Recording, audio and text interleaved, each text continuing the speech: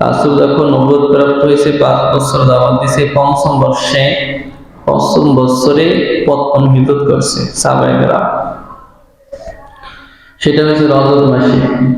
সেই হিজরতকারী দলের নেতা ছিল ওসমান রাদিয়াল্লাহু তাআলা আনহু। সেই দলে রাসূলের এক কন্যা রুকাইয়া রাদিয়াল্লাহু তাআলা আনহা ছিল। 4 কন্যার মধ্যে একটি কন্যা। প্রথম হিজরতকারী দল। গত সপ্তাহে আমরা হিজরত করলে কি লাভ সেই কথা বলছি, কিন্তু সময় আর বলতে পারি নাই। আল্লাহ বলেন হিজরতকারী সম্পর্কে, যারা হিজরত করে। হিজরত করা মানে দারুল খৌফ থেকে দারুল আমান, দারুল ইসলাম, মানে যেখানে ইসলাম পালন করতে, আল্লাহর নীতিমালা আদায় করতে, সুন্নাহ তরিকায় চলতে কষ্ট, বিভিন্ন বাধার সম্মুখীন হওয়া লাগে, সহ্য করা যায় না কাফেরদের আঘাত, সেই জায়গা থেকে নিরাপদ জায়গায় গমন করা যাওয়া, এটার নামই হিজরত। যে হিজরত সাহাবীরা করছে মক্কা থেকে মদিনায় রাসূলের নির্দেশে, তারা যে হিজরত করছে তাদের জন্য এই হিজরত ফরজ ছিল। রাসূলের নির্দেশ ছিল যে যেভাবে পারো মদিনায় চলে যাও।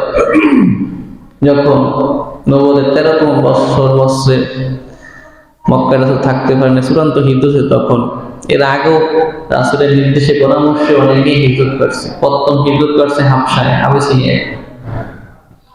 ওসমান রাদিয়াল্লাহু তাআলা আনহুর নেতৃত্বে 12 জন পুরুষ, 4 জন মহিলা, কতজন? মোট 16 জন। এই 16 জন প্রথম হিজরত করছে। গত সপ্তাহে কথা বলছিলাম। প্রথম হিজরত করছে, তারা গোপনে লুকাইয়া হাবশায় হিজরত করার জন্য রওনা করছে। এই কথা শুনছে কাফেররা। কাফেরদের দুইটা ভয় ছিল, যে মুসলমান যদি মক্কা থেকে বের হয়ে যায়, প্রথম ভয় তারা আমাদের যে মুখোশ, আমরা তাদের প্রতি যে জুলুম অত্যাচার করছি, এই নবুয়তের 74 বছর থেকেই তাদের প্রতি, মুসলমানদের প্রতি অত্যাচার নির্যাতন চলতে থাকে চূড়ান্ত আকারে। যেভাবে মুসলমানদেরকে যে যেখানে পায় কাফেররা অত্যাচার করে। আমাদের এই মুখোশ বহির্বিশ্বে আমাদের একটা সুনাম আছে, মানুষ আমাদের শ্রদ্ধা করে। অনেক মানুষ হজ করতে আসে বিশ্বের বিভিন্ন প্রান্ত থেকে। যদি তারা হিজরত করে অন্য দেশে গিয়ে আমাদের ব্যাপারে বলে, আমাদের দেশের ভাবমূর্তি, আমাদের মান সম্মান কমিয়ে যাবে, এই একটা ভয় ছিল। এই জন্য মক্কা থেকে এই মুসলমানদেরকে বের হওয়া নিষেধ ছিল। আর 2 নম্বর ভয়, তারা অন্য রাষ্ট্রে গিয়া দাওয়াত দিয়া তাদের সংখ্যা বাড়ায়া জনবল সৃষ্টি করে, তারা আমাদের বিরুদ্ধে অস্ত্র করতে পারে। এই দুইটা ভয়ের কারণে আবু জাহেল আবুল মুতওয়া সাহেবা মক্কা এটা জারি করছে যে যারা মুহাম্মদ সাল্লাল্লাহু আলাইহি ওয়াসাল্লামের দলে, তারা যেন কেউ মক্কা থেকে বের হইতে না পারে।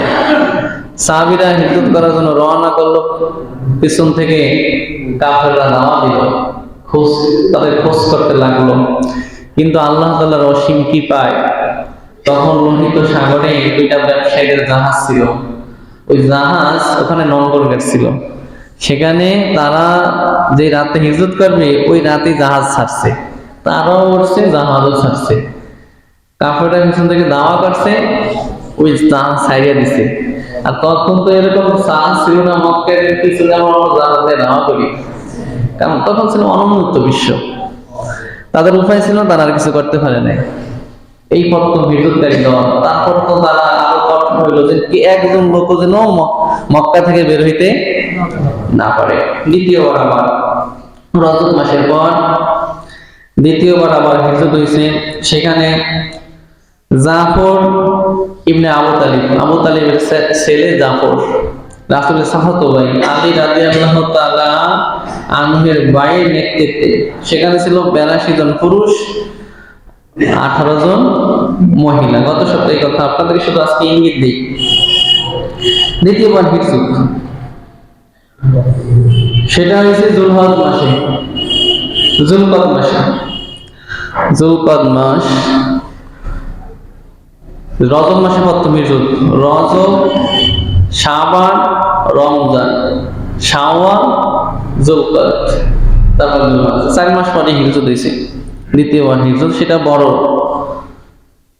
তখন মুসলমানের সংখ্যা হিজরতকারীদের 82 আর 18, আর আগে গেছে কয়জন?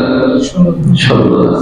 তারা হিজরত সফলতার সাথে, তাদেরকে আর দাওয়া করিয়া পায় নাই, তারাও গোপনে চলে গেছে। এখন কাফেরদের মাথা গরম, তারা গেছে হাবশায়।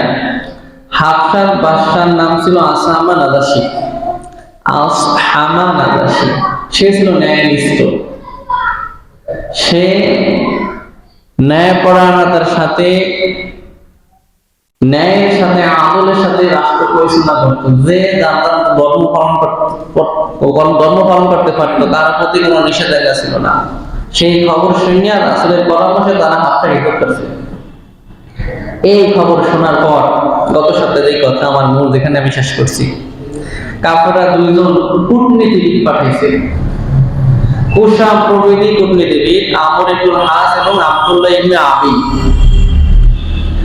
আমর ইবনে হাস, আব্দুল্লাহ ইবনে আবি মুসলমান হওয়ার পর তাদের এই নাম দিয়েছে।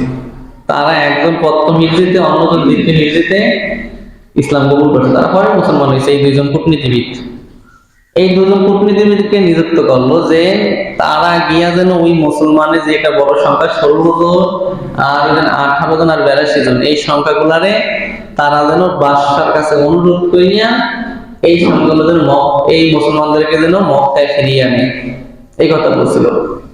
বলার পর ওই 2 জন লোক গেছে, উপরকম অনেক হাতিয়া তোফা লইয়া বাদশার দরবারে উপস্থিত। প্রথমে মন্ত্রীরা যারা ছিল, আর বাদশা ছিল খ্রিস্টান, বাদশা আলেমদের পরামর্শে রাজ্য চালাইত, খ্রিস্টান আলেমদের। এই খ্রিস্টান অনেক আলেম ছিল মন্ত্রী সবাই, তাদেরকে দিয়া ওই 2 লোক বুঝাইছে যে আমাদের মক্কা থেকে কিছু লোক আপনাদের এই রাজ্যে, এই দেশে আশ্রয় গ্রহণ করেছে, তারা আমাদের ধর্মের বিরুদ্ধে বলে আমাদের ধর্ম ত্যাগ করছে। তারা ধর্ম থেকে, এমনকি তারা আপনাদের ধর্ম, খ্রিস্টান ধর্ম কবুল করে নাই। এই কথা তাদেরকে যখন বলছে, তারাও বুঝে গেছে। ওই উপলক্ষণ পাইয়া, হাতিয়া পাইয়া তারা বাদশার কাছে অনুরোধ করছে, দেন বাদশা এরকম কিছু লোক আসছে মক্কা থেকে, তাদেরকে এই লোক 2 জন হাতে উঠাইয়া দেন, তারা মদিনায় চলে যাবে, মক্কায় চলে যাবে। বাদশা বলছে, আল্লাহি পক্ষরে আল্লাহর কসম, আমি তাদের কথা না শুনিয়া তাদেরকে আমি এই লোকদের হাতে তুলে দিতে পারি না। তাদেরকে ডাকা হয়েছে। পর রাজদরবারে যারা প্রবেশ করে সবাই মাথা নত করিয়া ওই বাদশার সামনে কুনিশ করিয়া প্রবেশ করে, কিন্তু মুসলমান প্রবেশ করছে, একজনও মাথা নোয়ায় নাই। সাথে সাথে আমর ইবনে আস, আব্দুল্লাহ ইবনে আবি বললেন, বাদশা সবাই আপনার সাথে নত হইলাম, আপনাকে সেজদা করলাম, সম্মান করলাম, তাজিম করলাম, কিন্তু দেখেন মুসলমানরা কিরকম আপনাকে অপমান করলো। তো বাদশা আসতে মাত্রই জিজ্ঞেস করলো, কেন তোমরা আমাকে তাজিম করো নাই? প্রথম প্রশ্ন, আর তোমরা কেন মক্কা থেকে মদিনায় আমার রাজ্যে আসলা? তখন তাদের মধ্য থেকে আবু জাফর, রাসূলের চাচাতো ভাই জাফর ইবনে আবু তালিব, তিনি বক্তব্য দিল, সুন্দর একটা বক্তব্য। বাদশা, আমরা ছিলাম মূর্তি পূজারী, আমরা আল্লাহর ইবাদত চিনতাম না, আমরা মূর্তি পূজা করতাম, বিভিন্ন দলে দলে বিভক্ত ছিলাম। আমাদের মধ্যে মক্কায় যাদের ক্ষমতা ছিল তারাই মক্কা শাসন করত, যারা দুর্বল ছিল তাদের কোনো অধিকার ছিল না। আমরা কন্যা সন্তানদেরকে জীবিত মাটিতে পুঁতে ফেলতাম, আমরা মদ খাইতাম, আমরা বিশৃঙ্খলা করতাম, আমরা যুদ্ধ করতাম, আমাদের মধ্যে মিথ্যা সরাসরি ছিল। এমন সময় আমাদের সামনে মক্কায় একজন ব্যক্তির আবির্ভাব হয়েছে, তিনি আল্লাহ রাসূল মুহাম্মদ সাল্লাল্লাহু আলাইহি ওয়াসাল্লাম। ছোটবেলা থেকে আমরা সবাই তাকে চিনি, তার ন্যায়পরায়ণতা, তার সত্যবাদিতা, তার আমানতদারিতা, তার ন্যায়নিষ্ঠতা, তার কথা বলা, চলাফেরা সব দেখে মক্কাবাসী সবাই মিলে আমরা তাকে উপাধি দিয়েছি আলামী। এই ব্যক্তিকে আল্লাহ তাআলা তার রাসূল হিসেবে প্রেরিত করেছে, সে আমাদেরকে সঠিক একত্ববাদ দ্বীন আল্লাহ সম্পর্কে জানাইছে, সে আমাদেরকে এক আল্লাহর ইবাদত করতে বলছে, সে আমাদেরকে হারাম বর্জন করতে বলছে, হালাল গ্রহণ করতে বলছে, সে আমাদেরকে ইবাদত শিখাইছে, সে আমাদেরকে সবার সাথে ভালো ব্যবহার করতে শিখাইছে। আমরা তার কথা শোনার কারণে এই কাফেররা আমাদের প্রতি অত্যাচার, নির্যাতন এত তীব্র আকারে করছে যেই জুলুম অত্যাচার টিকতে না পারিয়া আপনার ন্যায়নিষ্ঠতার কথা শুনে আপনি একজন ন্যায়মান রাজা এই সংবাদ পেয়ে আপনার রাজ্যে আমরা আশ্রয় গ্রহণ করছি। সুবহানাল্লাহ। তখন সাথে সাথে প্রশ্ন করছে, তাহলে তোমরা যেন আসছো আমাদের ধর্মর বাদশাহ বলতেছে, আসামান আদাসী বলতেছে, আমাদের ধর্ম সম্পর্কে তোমাদের কি অভিমত, তোমাদের রাসূল আমাদের ধর্ম সম্পর্কে কি বলছে? তখন সূরা মরিয়ম 1 থেকে 36টি আয়াত বাদশার সামনে আবু জাফর তেলাওয়াত করলো। 19 নম্বর সূরা তেলাওয়াত করার সাথে সাথে এখানে জাকারিয়া আলাইহিস সালামের কথা আছে, এখানে মরিয়ম আলাইহিস সালামের কথা আছে, ঈসা আলাইহিস সালামের কথা আছে। এই কথাগুলো শুনিয়া রাজ্যে ওই দুজন কাফের ছাড়া যত সদস্য ছিল বাদশা সহ সবাই চোখ দিয়া পানি মারতেছিল। সুবহানাল্লাহ সুবহানাল্লাহ, সবাই চোখ দিয়ে পানি বেয়ে মারতেছিল। বাদশা বলতেছে, কখনই না, কখনই না, কখনই না, আমি তাকে কখনই তোমাদের হাতে ছেড়ে দিব না। বাদশা তখন তাদেরকে বলল, ওই কূটনীতিবিদদেরকে বলল, ইন্না হাযা আল্লাযী জাআ বিহি ঈসা লা ইয়াখরুজু মিন মিশওয়াতিন ওয়াহিদা। ইন্না হাযা, নিশ্চয়ই আবু জাফর তেলাওয়াত করলো যে একগুলাম যেই কথাগুলো আমাকে আবু জাফর শোনাইলো, ওয়াল্লাযী জাআ বিহি ঈসা, যেগুলা ঈসা আলাইহিস সালামের কাছে আসছে, তিনি যেই কথাগুলো শুনাইছে, আর ঈসা আলাইহিস সালামের কাছে যেই কথাগুলো আসছে, লা ইয়াখরুজু মিন মিশওয়াতিন ওয়াহিদা, সেই কথাগুলো এক জায়গা থেকে আসছে, এক আলো থেকে আসছে, এক আলোর উৎস। মুসা নবী, ঈসা নবীর কাছে যে কথাগুলো আসছে, আর এই যে জাফর যে কথাগুলো আমাকে শুনাইলো, এই কথাগুলো এক আল্লাহর থেকে আসছে, এক জায়গা থেকেই আসছে। এই কথা শুনিয়া এবার বলতেছে, ইনতালাকা বিরহা ইনতালিকা ফালা ওয়াল্লাহি লা আসলিমাহুম, কখনোই এই আমর ইবনে আস, আব্দুল্লাহ ইবনে আবি তোদের হাতে আমি মুসলমানদেরকে ছেড়ে দিব না। সুবহানাল্লাহ সুবহানাল্লাহ। পরের দিন আব্দুল্লাহ ইবনে আবি আবার ষড়যন্ত্র করলো, আবার ষড়যন্ত্র করিয়া আমর ইবনে আসকে বলতেছে, আগামীকাল তাদেরকে মজা দেখাই মুসলমানদেরকে, তাদেরকে এরকম প্যাসে ফেলি, এরকম প্যাসের মধ্যে তাদেরকে ফালাইন, তারা সেই প্যাস কাইটে উঠতে পারবে না, তাদের ধ্বংস হবে বাদশার দরবারে। আবার পরের দিন আবার দুজন কূটনীতিবিদ আমর ইবনে আস, আব্দুল্লাহ ইবনে আবি হাজির হলো। হাজিরে বলতেছে, বাদশা আগামীকাল তো আপনি রাজ দরবার থেকে আমাদেরকে বের করে দিলেন, কিন্তু আপনি জানেন, আপনি কি জানেন, আইয়ুহাল মালিক, হে সম্রাট, ইন্নাহুম ইয়াকুলুনা ঈসা ইবনে মারইয়াম কাওলান আযীমা, এই মুসলমান যারা আপনার রাজ্যে আসছে তারা ঈসা ইবনে মারইয়াম, ঈসা আলাইহিস সালামের ব্যাপারে তারা জঘন্য কথা বলছে। নাউযুবিল্লাহ, তারা জঘন্য কথা বললো। জঘন্য কি কথা বললো? আপনারা ঈসা নবীকে আল্লাহর ছেলে জানেন, মরিয়ম আলাইহিস সালামকে আল্লাহর স্ত্রী জানেন, তার সে কিন্তু ঈসা নবীকে আল্লাহর ছেলে বলে নাই, সে বলছে ঈসা হইল আব্দুল্লাহ, আল্লাহর বান্দা। তখন জাফর বলিষ্ঠ কণ্ঠে, দেখেন ইমান কি, জাফর বুঝতে পারছে বাদশার দরবারে যদি হক কথা বলি তাহলে মনে হয় আমাকে বাদশা কতল করতে পারে, এই মুসলমান 116 জন তাদের সবাইকে মৃত্যুদণ্ড দিতে পারে।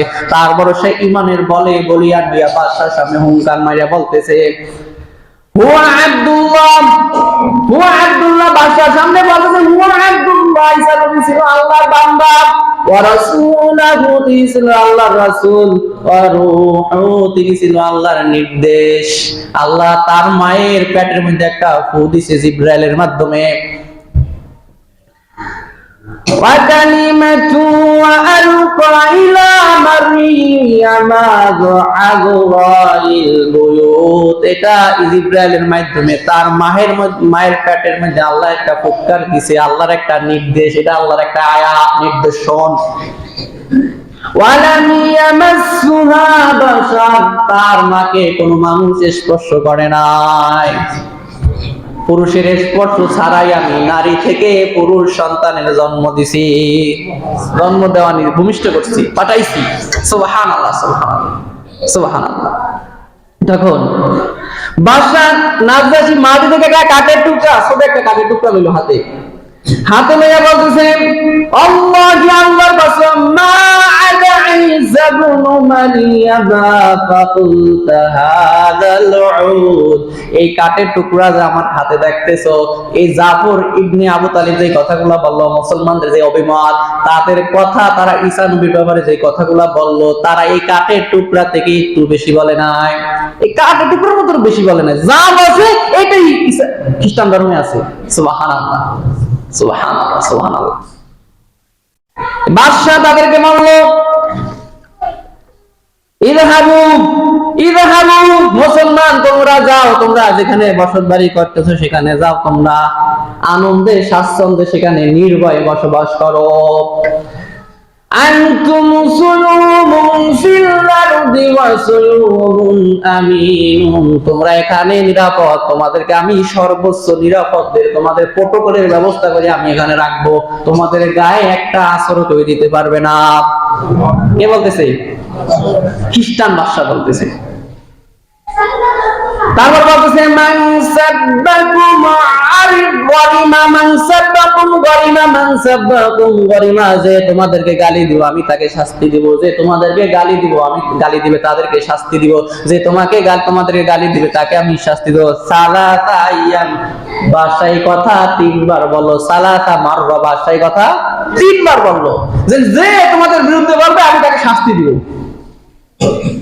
মা উহিব্বু, বাদশা বলে আমি পছন্দ করি না, আন্নালি দারাবাম মিন যাহাব, কেউ যদি আমার সামনে একটা স্বর্ণের পাহাড় এনে দেয় আর যদি আমাকে বলে আন্নী আযাইতু রাজুলান মিনকুম, তোমাদের 116 জন থেকে একজন ব্যক্তিকে আমি তাকে দিব, বিনিময়ে আমাকে যদি একটা পাহাড় দেয় স্বর্ণের, তারপরও আমি রাজি হব না, তারপরও এটা আমি ভালোবাসি না, আমি তোমাদেরকে ভালোবাসি। কে বলতেছে? খ্রিস্টান বাদশা। এই বাদশাই ইসলাম কবুল করছে। সে মদিনায় রাসূল যখন হিজরত করে গেছে মদিনায় 70 জন লোক পাঠাইছে আলেম। বাদশা ইসলাম কবুল করছে মনে মনে তখনই, কিন্তু সে প্রকাশ করে না, কারণ যদি প্রকাশ করতো রাজের যে মন্ত্রীরা আর খ্রিস্টান পাদ্রীরা তার বিরুদ্ধে বিদ্রোহ করতে, তার মনে ভয় ছিল, এজন্য মনে মনে ইসলাম কবুল করছে। সে এবার মদিনায় রাসূলের চিঠি পাইয়া ওই 70 জন আলেমকে পাঠাইলো। 70 জন যখন আলেমকে পাঠাইল রাসূলের দরবারে, যখন ওই 70 জন আলেম উপস্থিত, রাসূল সাথে সাথে তাদের সামনে কোরআনের বাণী সূরা ইয়াসিন তেলাওয়াত করলো। বিসমিল্লাহির রহমানির রহিম, ইয়াসিন ওয়াল কুরআনিল হাকীম, ইন্নাকা লামিনাল মুরসালিন আলা সিরাতিন মুস্তাকিম। এই সূরা ইয়াসিন যখন তেলাওয়াত করলো, ওই 70 জন আলেমের চোখ দিয়া পানি পড়তেছে, তারা সবাই ইসলাম কবুল করছে। সেই কথা আল্লাহ সূরা মায়েদার মধ্যে বলছে, সেই কথাটা আল্লাহ সূরা মায়েদার 82 নম্বর আয়াতে বলছেন। আল্লাহ তাআলা আমাদেরকে জানায় দিতেছেন, লা তাজিদান্না আশাদ্দান নাসি আদাওয়াতান লিল্লাযীনাল ইয়াহুদা, লা তাজিদান্না, অবশ্যই আপনি পাইবেন, অবশ্যই তোমরা পাইবা, আশাদ্দান নাস, মানুষের মধ্যে সবচেয়ে উগ্র, সবচেয়ে খারাপ, আদাওয়াতান লিল্লাযীনা আমানু, যারা ঈমানদার তাদের জন্য সবচেয়ে বড় শত্রু, সবচেয়ে বড় হুমকির কারণ।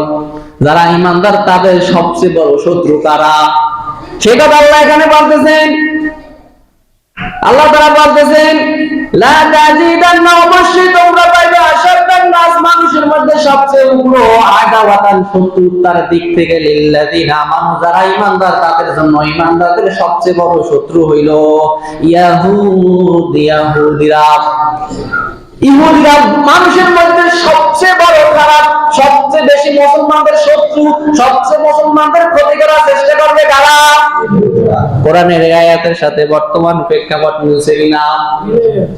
দেখেন, বর্তমান মুসলমানদেরকে গুটি কয়েক ইহুদিরা পুরো বিশ্বকে নাড়াইয়া দিছে।